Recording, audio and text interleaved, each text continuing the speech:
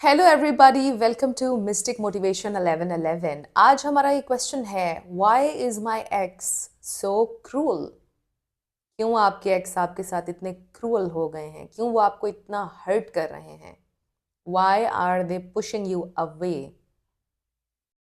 क्यों ऐसा हो रहा है? इसका पहला रीज़न ये है कि आप बैक कर रहे हैं। इसका पहला रीज़न ये है कि आप उनको ब्रेकअप नहीं दे रहे हैं, और पहले उन्होंने आपको प्यार मोहब्बत से ये बोला कि मुझे तुम्हारे साथ नहीं रहना है। आपने उनकी बात नहीं मानी, आपने उनको किसी भी तरह से रोकने की कोशिश की। फिर वो थोड़ा सा सख्त हुए, आप तब भी नहीं माने। आपने कॉल्स पे कॉल्स करना शुरू कर दी, टेक्स्ट मैसेजेस पर टेक्स्ट मैसेजेस करना शुरू कर दिए। फिर कुछ लोग बहुत एक्सट्रीम करते हैं कि उनके घर पहुंच जाते हैं, उनके दरवाजे पर पहुंच जाते हैं। फिर क्या होता है? आपके एक्स क्रूअल हो जाते हैं आपके साथ, क्योंकि आप समझ ही नहीं रहे। आपको उन्होंने बोल दिया है कि मुझे तुम्हारे साथ नहीं रहना, मुझे ब्रेकअप करना है, बट आप उनको ब्रेकअप नहीं दे रहे।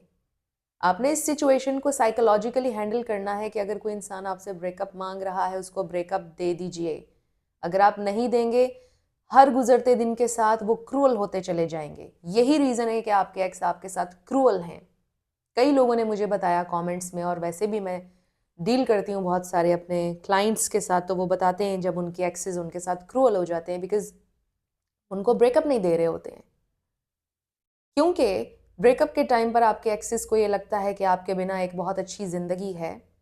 आपके साथ उस वक्त वो सफोकेशन फील कर रहे होते हैं। उनको लगता है कि बस ये ब्रेकअप हो जाएगा तो इसके बाद एक बहुत खूबसूरत ज़िंदगी उनका इंतज़ार कर रही है, और आप एक क्रूअल इंसान उनके नज़र में होते हैं क्योंकि आप उनको ब्रेकअप नहीं दे रहे होते और आप उनको बुरे लग रहे होते हैं।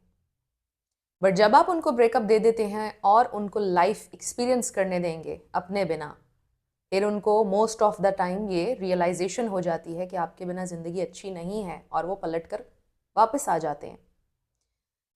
अगर आप बहुत ज़्यादा गिड़गिड़ाए हैं, बहुत सारे लोग बताते हैं कि हम बहुत ज़्यादा गिड़गिड़ाए, हमने बहुत ज़्यादा उनसे फाइट की, हमने बहुत कोशिश की कि वो ब्रेकअप ना करें हमारे साथ, बट वो बज़िद थे कि उनको ब्रेकअप करना है, और फिर वो क्रूअल हो जाते हैं एक पॉइंट पर, और वो फिर ऐसी चीज़ें करते हैं जो आपको बहुत ज़्यादा हर्ट करें। समटाइम्स वो आपको ब्लॉक कर देते हैं, और अगर आप किसी बाहर के मुल्क में रहते हैं तो वहाँ पर वो रिपोर्ट कर सकते हैं कि इसको पकड़ कर ले जाओ, ये मुझे हैरेस कर रहा है बंदा। राइट? इस तरह भी हो जाता है, एक्सट्रीम केसेस भी हैं। इसलिए आपके एक्सिस क्रूअल हो जाते हैं क्योंकि वो आपसे एक चीज़ डिमांड कर रहे हैं। आप दोनों सेम पेज पर नहीं हैं ब्रेकअप के टाइम पर। वो आपसे कुछ डिमांड कर रहे हैं और आप उनको वो नहीं दे रहे हैं।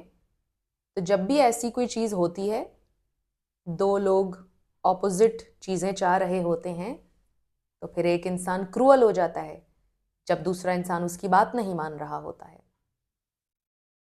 ब्रेकअप को आपने बिल्कुल इस तरह से लेना है कि जैसे कोई इंसान आपसे ये बोलता है कि आई एम सो हंग्री या I want to sleep. Right? एक इंसान का 10 बजे सोने का टाइम हो जाता है, और आप उसको बोल रहे हैं कि नो, आपने सोना नहीं है, यू कैन नॉट स्लीप। एक इंसान का 5 बजे खाने का टाइम हो गया, आप उसको बोल रहे हैं no, you can not eat, तुमको नहीं खाना।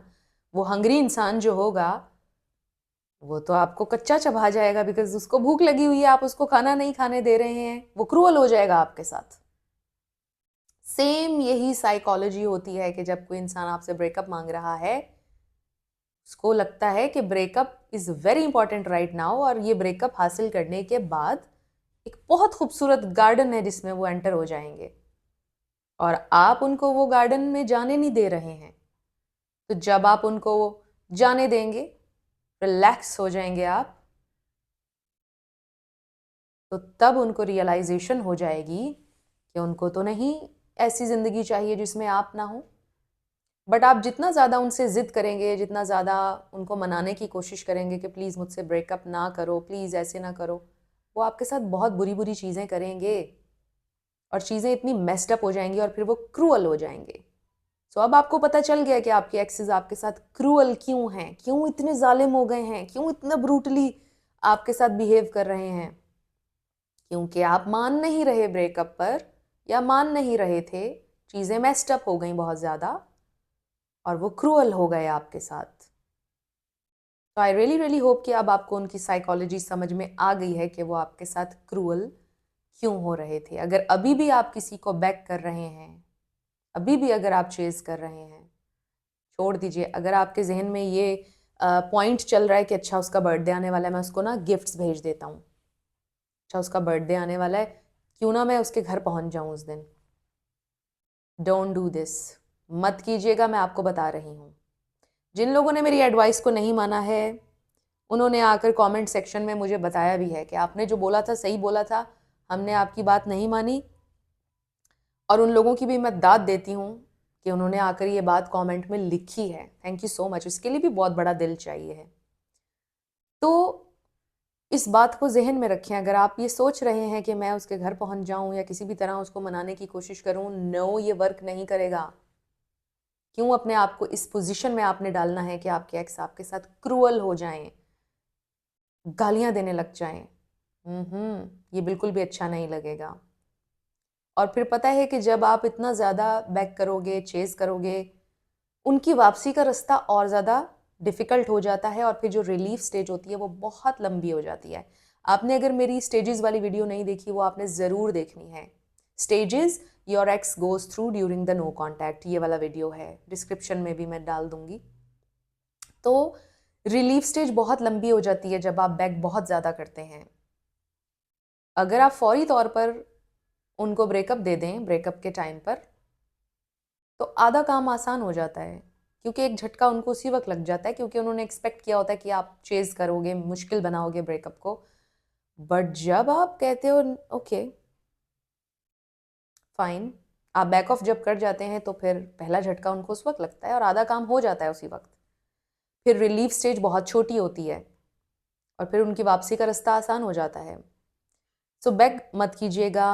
अभी भी अगर आपके जहन में थोड़ा सा भी ये ख्याल है कि आप उनको गिफ्ट्स पहुंचाएंगे या उनके घर पहुंच जाएंगे, नो, ये जहन से अपने ख्याल निकाल दीजिए, वरना आपके एक्स क्रूअल हो जाएंगे अगर अभी तक हुए नहीं हैं।